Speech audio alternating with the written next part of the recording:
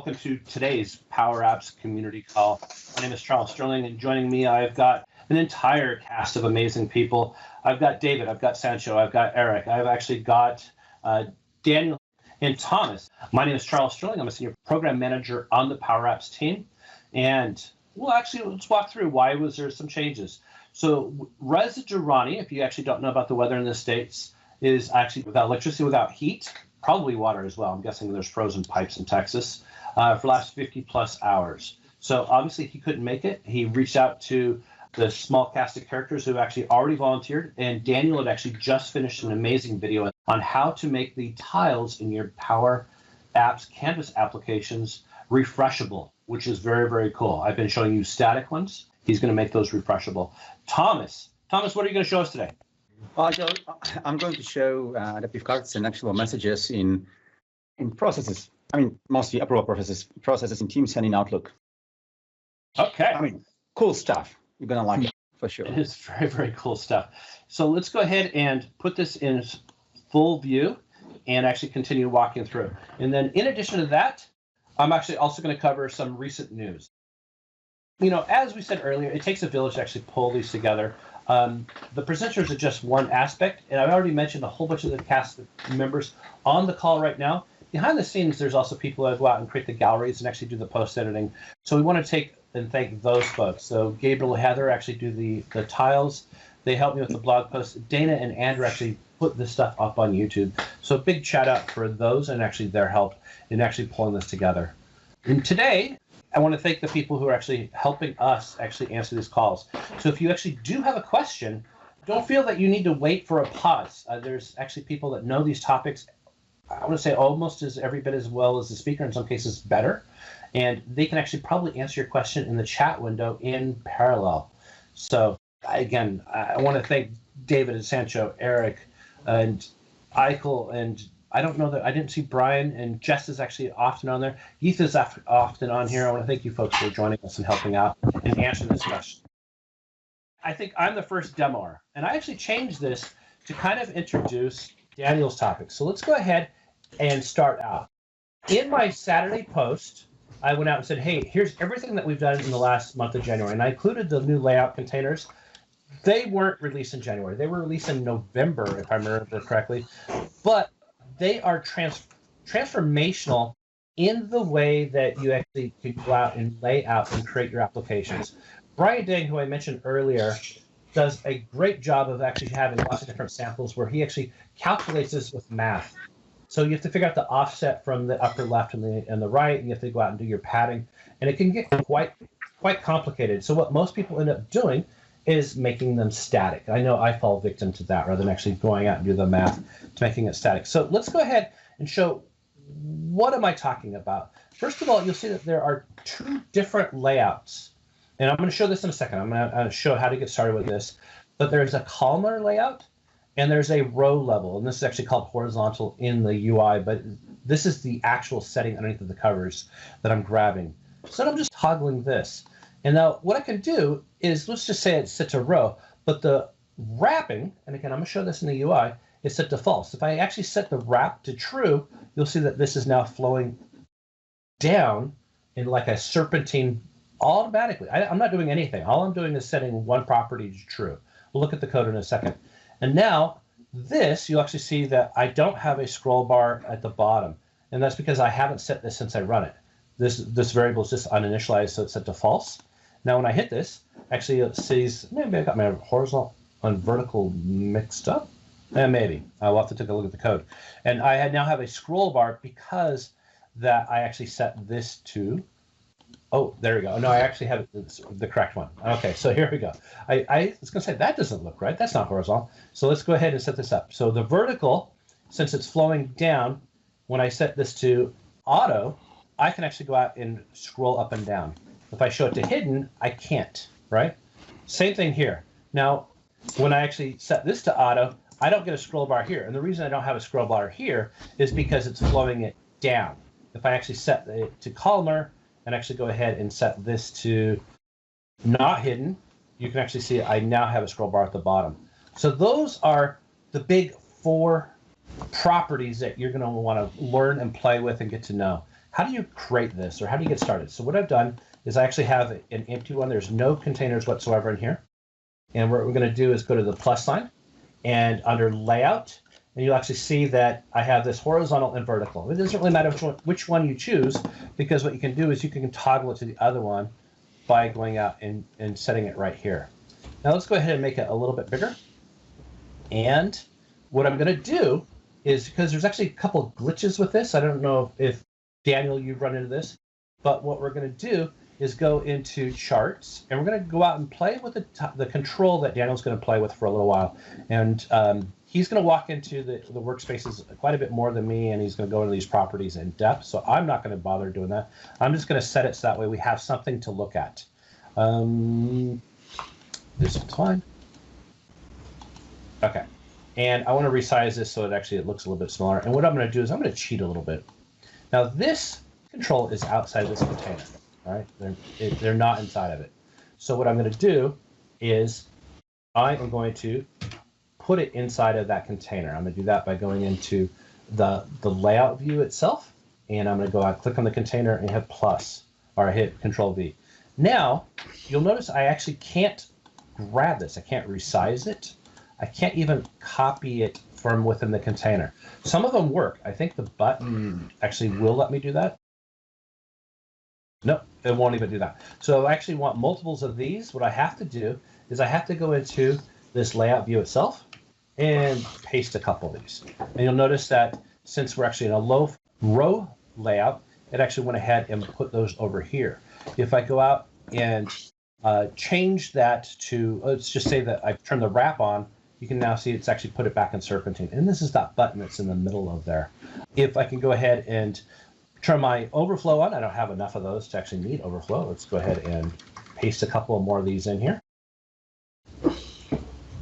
Oh, it's not what I want. I must have hit F12. It's kind of an automatic response for me. There we go. If I get enough of these, I can actually go ahead and set those overflows on. So again, this started with the layout controls, and if you want to interact with them, you will want to actually go out and take a look at the layout view itself, so that way you can actually grab these, because you cannot grab them inside the containers. You cannot resize those. So with that, I promised I was going to give Thomas about 8 minutes back. I think I'm actually on target of giving you some of that time back, but we're going to hand it to Daniel next, because Daniel's going to show you how to take these controls, which are static in this environment, and make them refreshable. So Daniel, can I hand it to you? Yes, sir. All right, switching over the screen. All right, so let's jump into, I'm going to basically take what Chuck, started with, and I'll kind of show you in addition to that. So one of the things that has happened is that there is now a Power BI connector. I want to kind of emphasize on that is because this is no longer, I'm talking about the Power BI integration from Power BI. So you go ahead and have a Power BI, you create all the dashboard, you add your Power, or even a report, you add your Power Apps, and you select all the data, and then it opens up into Power Apps. You have that Power BI integration. So this is different from that. So kind of want to show you that. And the best way to explain it is with the demo. So what I have over here is already an app. It's a simple app. In memory of Reza, I went and used him as an example. And what I've done over here is a few things. The app's simple. It's a gallery. There's data coming in. But the key thing is, what kind of data is it and where is it coming from? Because what we need to know is that the Power BI direct integration works with direct query databases. So if you go ahead and Bing for Power BI direct query databases, you get this big long list over there. But the big ones that I want to focus on, or the one that I want to focus on, is directly the Dataverse over here. So as you can see, I've got my Dataverse over here. But let's take a closer look at where this Dataverse is and how is it configured, so on and so forth. So what I have over here, I'm going into my Power Apps. It's in this environment. And now I'm going to go into my admin center, and I want to confirm two things: is what is the version of this database, and what is the version of and if the one of the setting has been updated. So I'm going to come over here. Remember, that was the environment. I'm going to click on it, and the first thing I'm looking at is right in this way. It's like, is the database version greater than 9.2? And it is. 9.2.1. So it is. There's a requirement that this direct query thing will not work if you're on a lower version. So now I already see I'm on a 9.2.2. As long as it's more than 9.2.1, you're good. So that's a thumbs up in that one. Now let's go and take a look at the settings. And I want to come to the settings, and I'm going to look at the go to products. I'm going to looking at the features, and the next thing I want to look at is TDS. TDS stands for Tabular Data Stream, and that is turned on. So two main things that we need to go ahead and confirm are these two settings, set correctly. So now that we know that, what I want to do is go ahead and actually get that data, and so that data is coming from my common data service or from the Dataverse over here, and so that's what I've gone ahead and made my connection. And all this data is coming from that. So we've gone ahead and basically done all the fundamental work and also make sure that everything is ready for this. Now let's take a look at the simple Power BI report that I've done. So my Power BI report was a very simple one. I went ahead and grabbed the data. And sometimes the questions is, how did you grab this data? And that's a fair question. So if I go back again to my Power Apps over here, and I go back again into the same location for the admin center, and I go and click on the environment, I actually get that URL. I'll show you that over here.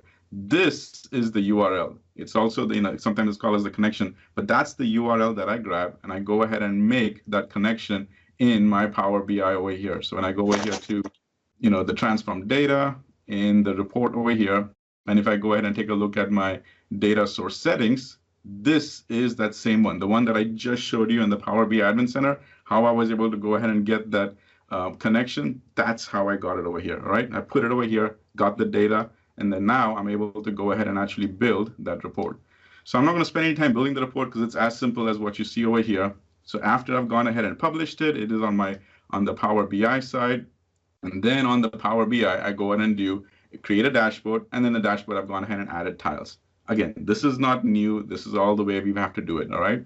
So basically, all that I did was went ahead and created my dashboard, and I put some tiles over this. And now let's go and grab those tiles, all right? Come over here to our insert. We go to charts. We go to the Power BI tile. And this is what Chuck was also showing. So I'm going to kind of elaborate a little bit more on that. Is that now I've got the tile, and I'm going to go here to my workspace, and it's in my workspace in this case. You can go ahead and put this in any other workspace. Just make sure you know which workspace it is in. And now in my workspace, I've gone ahead and captured the dashboard over here. So in my dashboard, I've actually got this one over here, the test score. I call this student test score. There's another one I've got, which is SQL that backend database. I've shown that in my demo. But make sure that you get your correct dashboard. And then over there, you go ahead and capture your tile. Now, I didn't spend much time cleaning up the tile names. In your case, if you've got different types of tiles, like if you've got a pie chart or if you've got a bar chart or different types of charts, go ahead and give that tile a name or a meaning, because this is what you're going to see over here. Fortunately, I know what my tile name is, but kind of keep that in mind for yourself. So again, so far everything I've done, including this over here, is not new. Like I've gone ahead, you've all have done all of this. So some of you may be still saying that, Daniel, this is not new. Come on, go ahead and show me something really great. All right. I accept that challenge. So I'm going to come now to connectors, and I'm going to go and search for Power BI, and voila, this is my new best friend, Power BI connection. And right now it is in preview, so kind of keep that in mind. When I say preview, it's one of the things is, definitely play around with it, get familiar with it, but be a little careful before you go production on that because it's in preview. But preview is something I personally say that's in preview. Definitely need to play around with it and get comfortable with that. Okay, so I went ahead and got this, Power BI connection done over here. Now, what I want to do is start leveraging it. So one of the things two things I'm going to do is when data is saved, okay, I've gone ahead and made an entry. When it is saved, I want to go ahead and now refresh the data set. Now, I want to emphasize on that. This connection is so powerful that you're not refreshing just the report or you're not refreshing just the tile. You've got direct access to refresh that data set. And when I read that, I said that this Power BI has that, the Power BI connector has that functionality. I mean, I literally had a mind-blown experience on that because this was not possible before. I mean, yes, you had some workarounds. You could actually go ahead and put a trigger over there, kicks off a flow would go ahead and do its magic, and then you got to return some data back saying true or false or something. But now, none of that. This is all directly inside the Power BI. using the Power BI refresh data set. So let's actually just go and do it. I'm going to come over here and on select, I'm going to come in and I'm going to add the function which is called Power BI. And that's what it is, refresh data set. So as you can take a closer look, it needs two other things. It needs the group ID and it needs the data set ID. So what are the two things and where do I get it from? Well, that's pretty simple. First of all is the group ID is directly tied to your workspace. So in my case, my workspace, if I use my workspace or you use my workspace, it'll always be ME. And you can see that directly on the URL over here. That's what it'll be. But if you go ahead and start selecting any other workspaces, then you got to come over here after groups and you got to go ahead and capture this ID over there. So kind of keep that in mind. That is what that ID is. But that's one thing, right? Because we went ahead and now get the group ID, but I need to get the data set ID. Now, data set ID, you got to be a little careful because sometimes people mistake that as the dashboard ID. You need directly the data set ID. And it's actually very simple to go ahead and grab that. What you want to do is come straight into your Power BI over here and just click on data sets. And when you click on data sets over here, you can go ahead and know what that data set is, which is more than likely, it's always the report name. So I'm going to say student test, and this is the one. So the moment I click on it, and I go over here, and I can actually go and click on settings, I don't have to search anywhere over here. It is right up over here available. So those are now the two things that I need. What I needed, I went there and got it. I'm going to come back to my Power apps over here, and I'm going to put in my formula, which is the data set group ID. It was just me. And then I need to go ahead and put in my data set ID. And there you go. Obviously, I have to put that semicolon. And after that, now that I went ahead and did a submit form, it will go ahead and refresh the data set and give me the data. So let's go and test it. All right. So I'm going to come back over here and I'm going to go ahead and add. Let's see. I'm going to say, yeah, let's put a score for me. Daniel Christian, math. I scored a 95, and I'm going to go ahead and save it. Went ahead and saves it directly in our CDS. I mean, the Dataverse over there is a table. It's like, something is wrong. So let's see what happened. We went and refreshed the data set because I went and got the information over here. Yeah, the tile does not refresh over here. So there's a great trick for that. It is so simple, the trick, and I'll kind of walk you through because what's happened is that it does go ahead and refresh it on the tiles in the Power BI dashboard. It actually refreshes it every 5 minutes over here. And it has refreshed the backend data set. But what doesn't refresh automatically is tile, this visual piece over here. It doesn't refresh that. But there's such a simple trick to it that it'll literally blow your mind. It's like, man, Daniel, was it that simple? And my answer to that is yes, it is that simple. So watch what I'm doing over here. I'm going to go ahead and now create at the app on start. I'm going to create set, and I'm going to come up with this little variable. I'm going to call it as set. Let's call this as refresh var, and I'll call that starting as false. So when the app on start comes, it'll go ahead and create it as false. And if I should spell it correctly, that it is false. So I'm just going to go ahead and do an app, right click, run on start, and we've got a value for that data set. Now, so watch, I'm going to come over here and I'm going to do a Power BI refresh, and I'm going to put this as set the refresh var, comma, and when I click on it, I'm going to set that as true, comma. This is very similar to what we also use, if you want to go ahead and do the pop-ups and for when you have a pop-up ones, which I do on all my videos, same concept. Apply a formula over there. So now I've gone ahead and done this, all right? Next, what I also have to do is I'm going to go ahead and click on this for the actual visual. So click on the visual, and here is the magic. This is, if you haven't heard of anything I've said, this is what you do. You go now to the reset function over here and change the fall and put in this if command. So refresh var, if it equals true, go ahead and change that to false. Otherwise, just change it back to true. So simple. Nothing, no magical, no major formulas, no if, blah, blah, blah, subsets. But see, the moment I did that, it is now forcing it to do a refresh. But what exactly is the refresh doing? And is it kind of working? Well, let's do a solid test. Let it finish its first refresh over here, and voila, it already went ahead and updated the first thing. But let's do a solid test, right?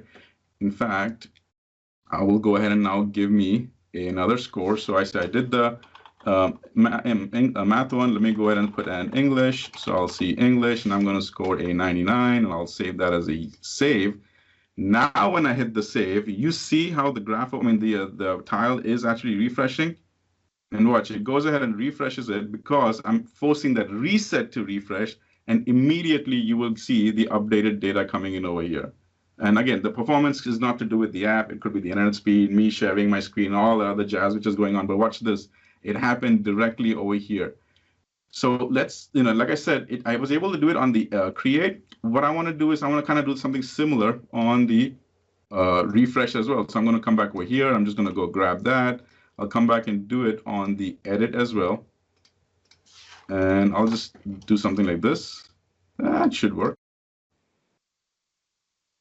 So if I hit play, and let me go ahead and now take out Shane. It is deleted. After it is deleted, the refresh is happening over there. And once the refresh completes, it will go ahead and give you the updated data. So basically, it's not just for adding, it's not just for deleting, or not just for adding and forgets about it. It takes care of the entire CRUD operations, create, read, update, and delete over there. It takes care of all of those. So just as a quick recap, the feature is available. It is in preview.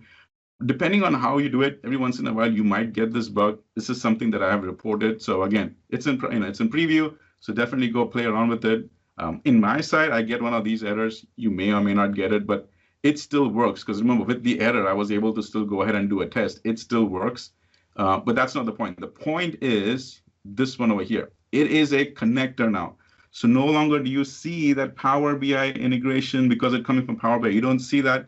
I'm not using a flow to go and do that. I'm just doing it directly in Power BI and Power Apps over here using the connector with two very important things. I'm using a Power BI .refresh dataset function over there, directly the dataset. But then even after the dataset, I got to come up with this little trick to reset the visual. And the reset of visual is the use of a very simple formula, which is basically I'm just saying, whatever was the value of this set variable, just go ahead and change it. And that change automatically forces that Power BI to go ahead and update that.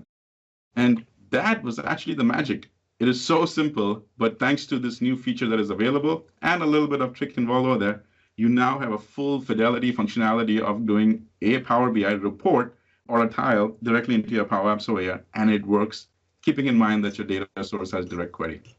Thomas, I went ahead and set the foundation over here for a whole bunch of Power BI. I took from what Charles has shared over here, but as we know, somewhere in this, there has to be teams involved. So hang on, before you go on, there's been a couple questions. So I'm gonna interject here for a second. Okay. So this query that Daniel's using is actually going back to Dataverse, which actually goes back through a direct query, and he actually enabled this in his environment. Can you go out and show those people the TDS endpoint that you enabled? So what that means, folks, is that a direct query does not have a number of refreshes available to you. It's not using the gateway, which actually isn't limited to 8 or 48, depending on if you're premium or shared. So you can actually go out and hit the refresh button on the dataset, like what Jesse was saying, as much as you want. Matter of fact, in the docs I sent Daniel, I think it's actually set to, was it 5 minutes or 15 by default? It's the 5 minutes, but it's for the direct tile in the Power BI. So if you go ahead and create a dashboard, if you create a dashboard over there, it'll refresh every 5 minutes. But over here, directly in your app, it will refresh as often as you use that data refresh function over there. Right. I guess the point is people were saying, hey, using this refresh may cost you money. For a direct query data set, it will not. And the reason being is you're not actually impugning on those number of refreshes. That's not a limitation. That's using import in the gateway. So what Daniel's going to here is he's going into the admin center. He's going into his environment. And he's going to show you that toggle that enabled him to use a direct query data set from his Dataverse environment. So here it is. Yeah, two things also. The database version has to be greater than 9.2.1. So that's the first requirement over there. Go ahead and confirm that. And then the next thing is you go to your settings. And in your settings, you go to products, go to features. And in your features, you got to toggle this as on. TDS, tabular data stream, you want to toggle that as on. That's the key requirements. Your database server needs to be higher than that number. And then you also need to go ahead and turn this on. That's perfect. I don't know that I missed any other questions. David or Sancho, is there any? I think Jesse's actually got most of them. And Christina's been answering. No, I think that's it. So now I'm going to let you actually do your segue back into what's the next logical step for Thomas, Daniel. Well, I just might have one question. Does this require premium license for every user who is displaying their application? So this way of embedding Power BI, because I remember that embedding Power BI, previously required actually the premium license, pro license for Power BI, or premium license for organization. Correct. How it's like? So it's still the same. If you're going to use Power BI, if you're going to embed the Power BI tile into Power Apps, then you have to have the Power BI Pro. It won't. If you don't have Power BI Pro, you're not going to get any errors, or it won't break. You just won't see that tile over there. So you just need the Power BI Pro for all of this. Just to share it, yeah. Just to do the sharing. So one thing Daniel showed is that he did it in his local workspace. Please don't do that. That was for a demo in this case. In general, you'd want to use a normal workspace. That way you could share it. And then it actually answers Thomas's question, is that in order to share a Power BI report or dashboard, you share the workspace, and that actually requires a license to do that. So, yeah.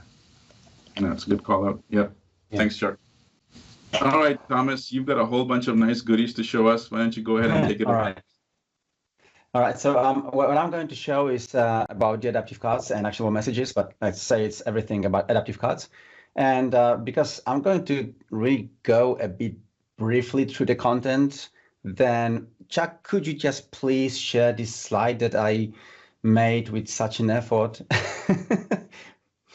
I put the hyperlink to my media channels, social media channels. So if you do have questions and would like to get more understanding on what I'm going to show, then in my YouTube channel you can find all these demos where I'm describing really in a detailed way, like what I'm showcasing.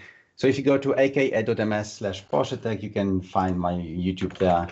And Chuck is not listening to me, so I'll just type it here in the chat window. It's shared. It's in the chat window. No.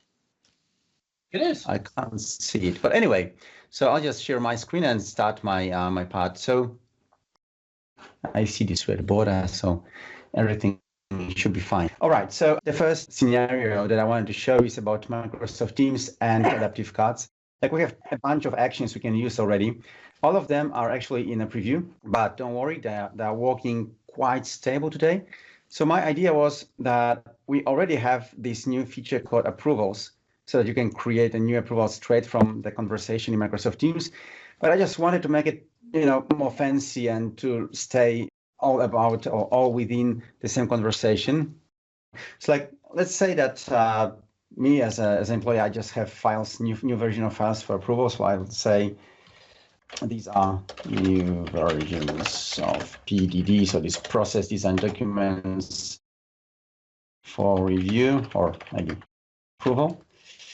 And then I'll just drag and drop them to this conversation. Yeah, replace, because they possibly are somewhere already added,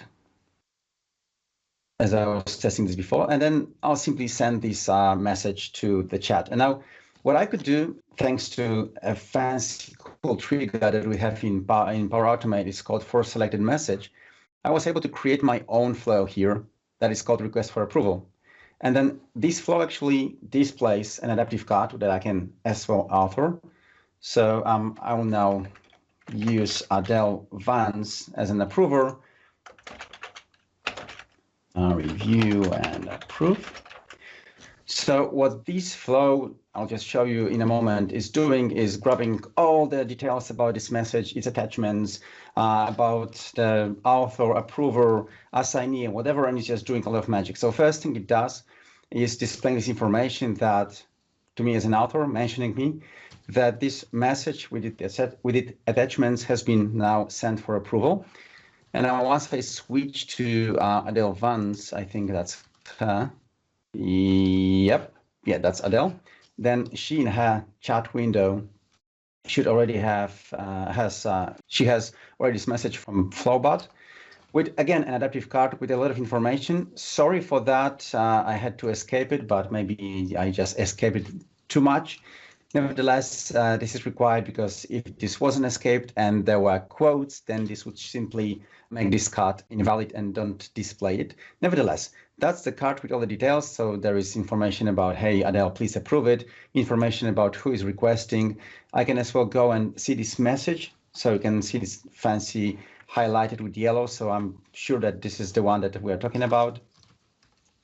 Furthermore, what I also have are the details about the message. So who is the author of the message, when it was posted, all the details about the message. I mean, its contents, plus links to attachments. So I can click and open the attachments. They should now open in, okay, I don't want to open these files, but nevertheless, I could open them. So I could review the attachments. And in the end, I can say approve or reject.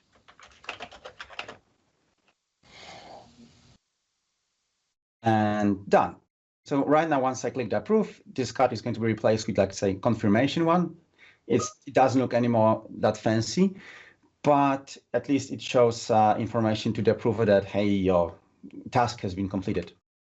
And furthermore, here under this message, which was sent for approval, there is information that it has been approved and the comments and who approved it and so on. So this was like a very easy way to enhance the approvals. Moreover, everything or all the information is kept within the same conversation. So like everything happens right here. And now what happened actually, maybe I'll just go to edit to this flow in SharePoint, like for a selected file, for a selected item. So this trigger actually is following this new approach that soon should be implemented to any adaptive card related action in Power Automate, because it already has the designer built in. So you don't have to navigate, just author this card just straight here, save it, and it's done. So this is the designer for the trigger. And then there is a lot of things happening.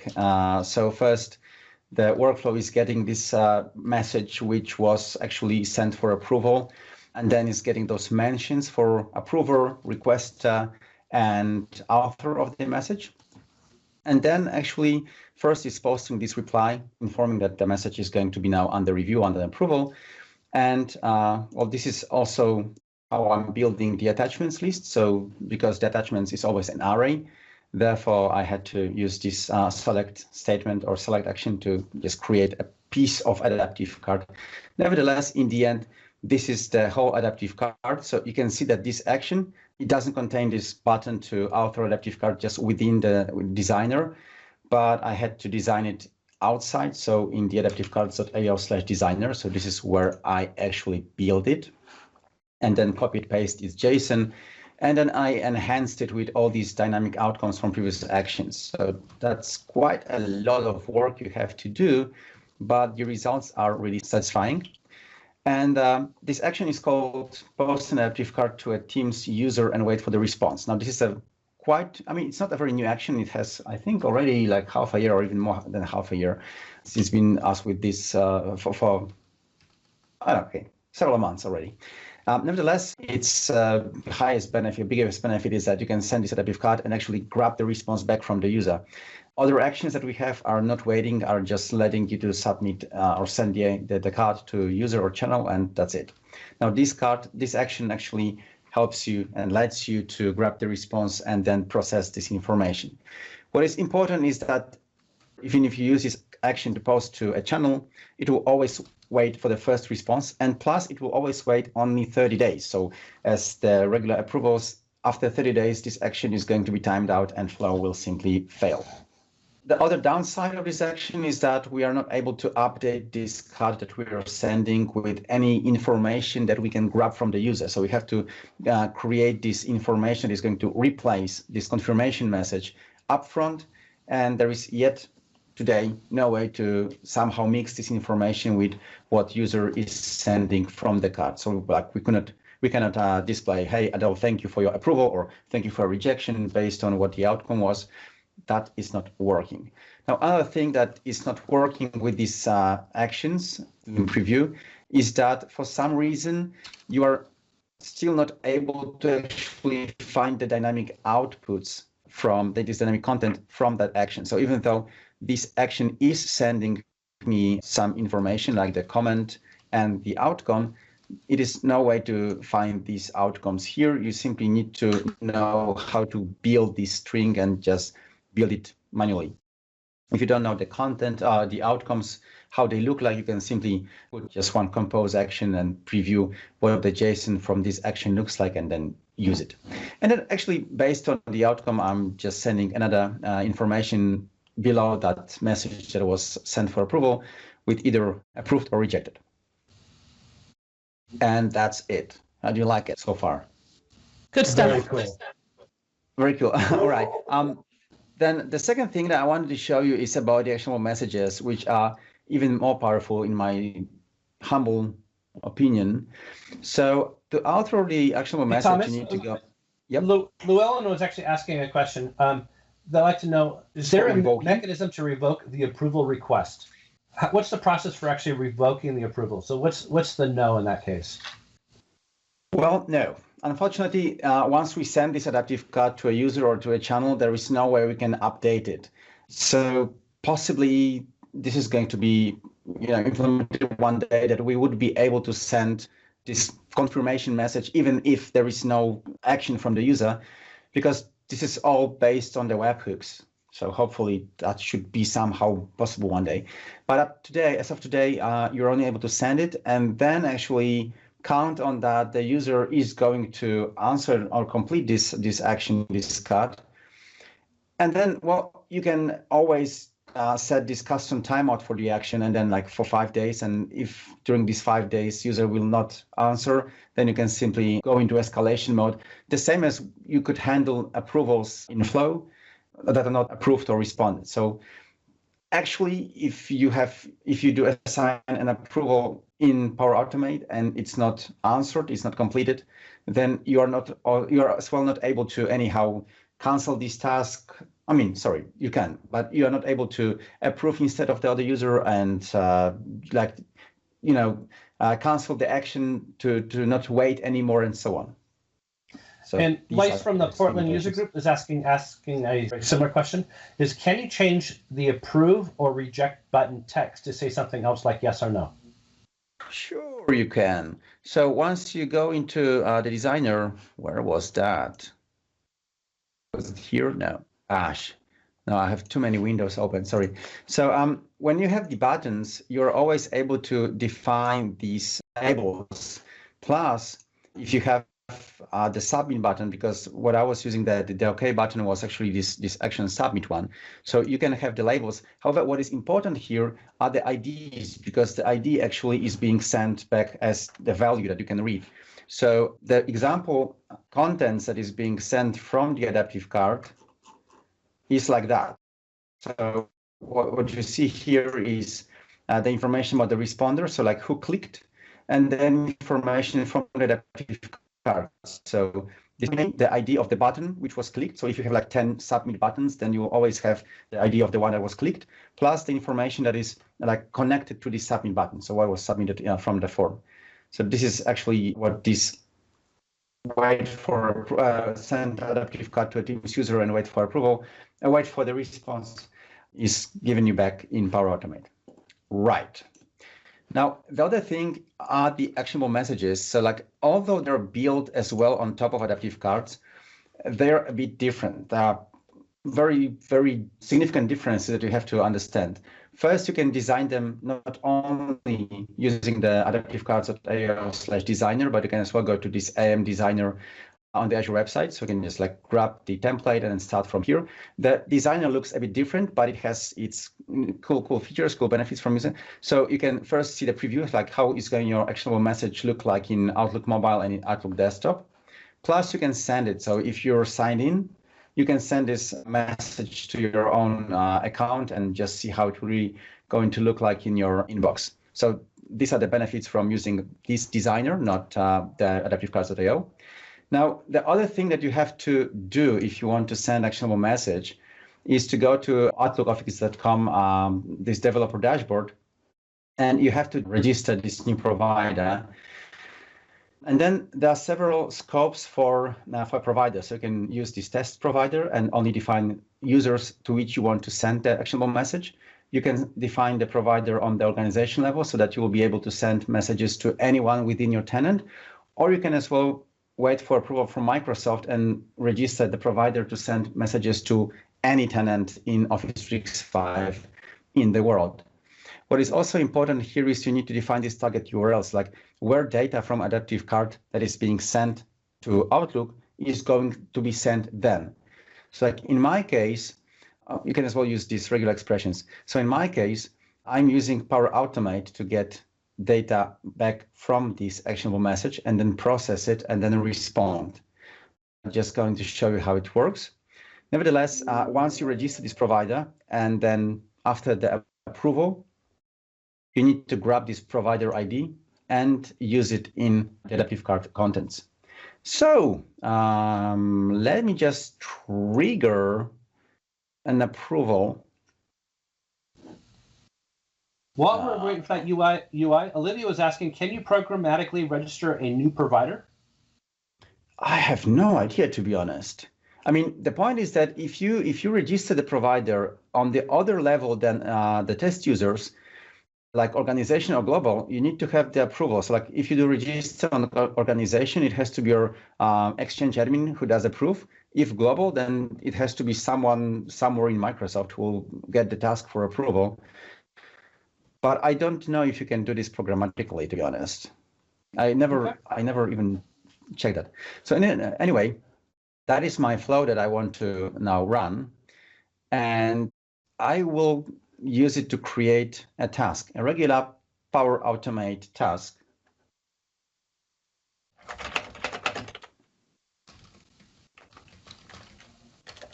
So I'll assign it to John Researcher.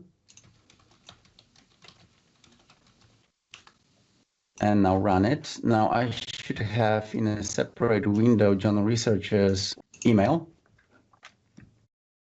So with that, now John should receive this actionable message containing all the information that I just defined, plus the possibility to approve or reject. Now, if you have ever used regular tasks that you can use in Power Automate, then you know that actually they are also sending these kind of actionable messages where you can approve or reject. However, they, for example, don't allow you to reassign the approval to the other user directly from the Outlook. So you have to go into action items in Power Automate portal, and there you can open the task and simply that way reassign.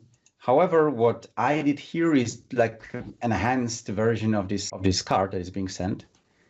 Okay, so I didn't change the requester, so this is still just a fixed person who is requesting. However, what I wanted to show you is that this actionable message actually is showing information at input. So the task details, the title, the description, and then user is able to actually approve, reject, or even reassign. So I am able here to pick one of the assignees. And well, I could say approve. And this way, not only this task, this message is going to be replaced with the confirmation one, but in this case, I can actually create like a new card that is following, the look and feel, the user experience of the previous one. So this is more consistent in Outlook as you can do this in Teams. So, well, I have this confirmation, so I know that this task has been approved. The outcome, the comments. Now, once I go back to this flow, I should already see that it's not in running, but it's completed. Yes, it has succeeded. Now, how did I actually do that? Now, that's a bit more advanced scenario right now. So first, what I had done was to create an approval, but not wait for the approval, just create. And also, I turned off these enable notifications because I didn't want the flow to send its own email. I wanted to send it on my own. Then I prepared this actionable message adaptive card code. And now here are the differences. So first, I had to provide this originator ID here as the GUID. Also, there is a set of differences here at the bottom. So once I define the actions, which are this type HTTP, I'm able to define the URL, so where these contents from the card is going to be sent. And this is also the URL that you have to define when you are registering these providers. Then you're also able to define the body, the headers. This is very important. If you don't define these, you'll simply be not able to send this back to, for example, Power Automate, because it will be missing the crucial information like headers or contents. And so that is the content of this message. And now finally, I had to wrap it with this script code or tags and simply put it to send as an email. What I also did, I also posted this adaptive card to the same user via the Teams, but it doesn't matter. I mean, I wanted to focus on this actionable message in this scenario. And so then I was simply waiting for the approval. And now lastly, what is happening here is that once user clicks either approve or reject or reassign, the contents from that message is sent to this flow, which is actually triggered on the HTTP request action. And then just let it load. So this is what is triggering this flow. And then what is actually happening is I'm grabbing all this information from the CDS about the approval, about the user, and based on the outcome, so whether it was approved, rejected, or reassigned, I'm just triggering a different switch. So here I'm also checking if the comment is filled in. If it's not filled in, I'm sending back information that, hey, this is required to put in comments. Without that, you cannot simply submit it. However, if comment is provided, then I'm using the extended custom connector for approvals API that Daniel Laskewicz has on his GitHub, and I'm simply approving this task. And then based on whether it went fine or not, I'm sending different information. So what I did here is thanks to this header card update in the body, I'm able to simply send a different adaptive card as the confirmation one, so that will replace the one you saw in the first place. And that is actually happening for all the other scenarios or steps as well. Even the reassign is using this custom connector. However, it has its limitations because it's working in the context of the user. But anyway, it's fine. You can always work around it. I think that's it. So like I really went with lightning speed through these whole functionalities. I hope at least I have inspired you to try your best with this.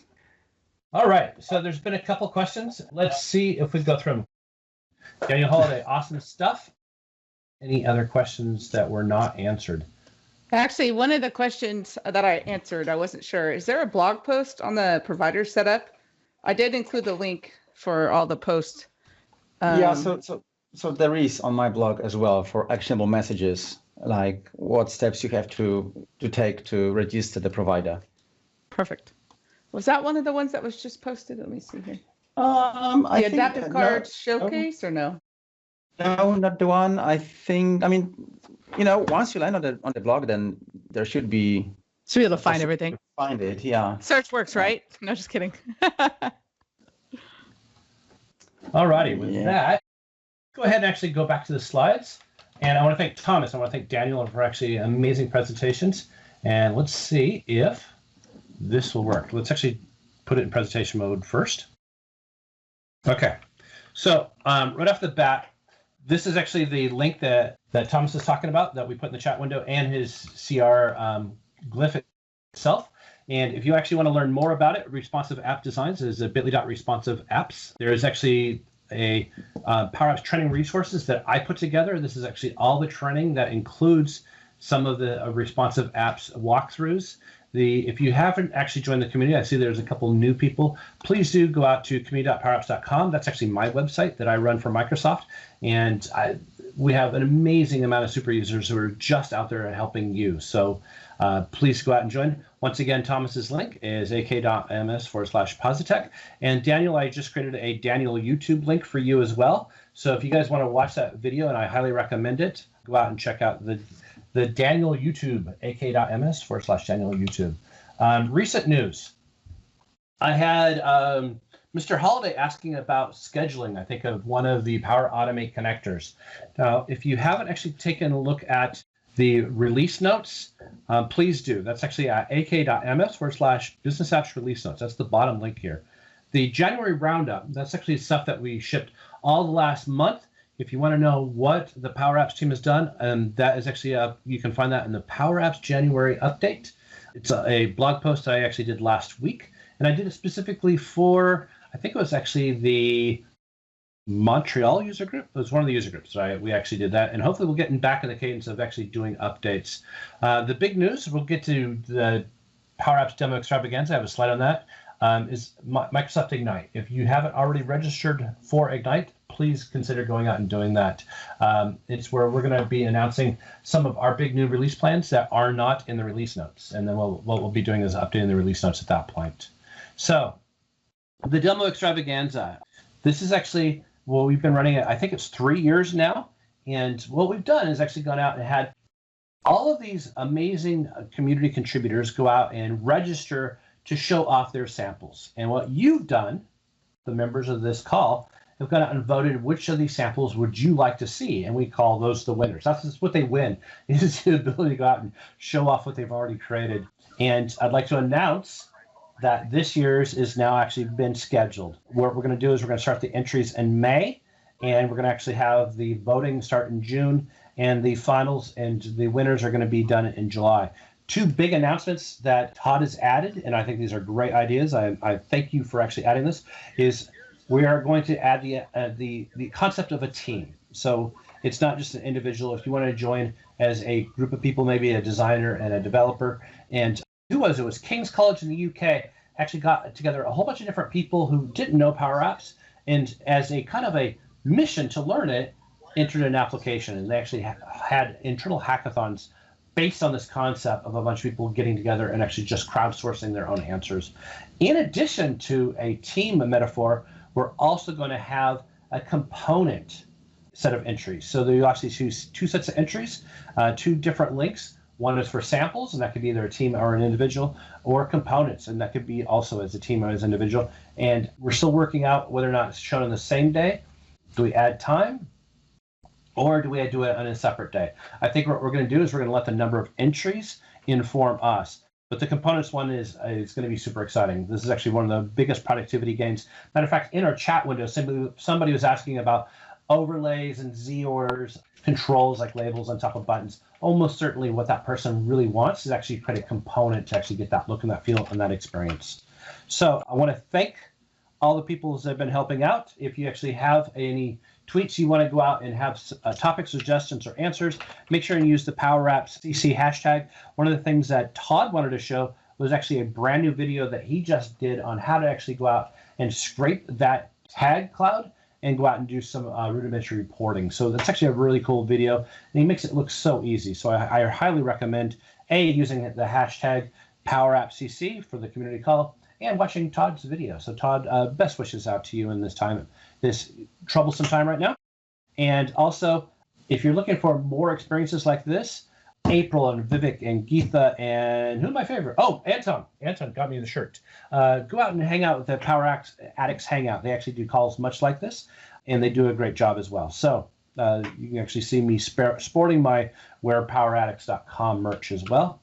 And then also, Donna Sakar and Sarah Critchley do an amazing low code or less code, more power video series on Channel 9. And this is actually where you can find that playlist on YouTube as well. So with that, I want to thank you for joining us, and we're at the top of the hour. This is the recording. Great call.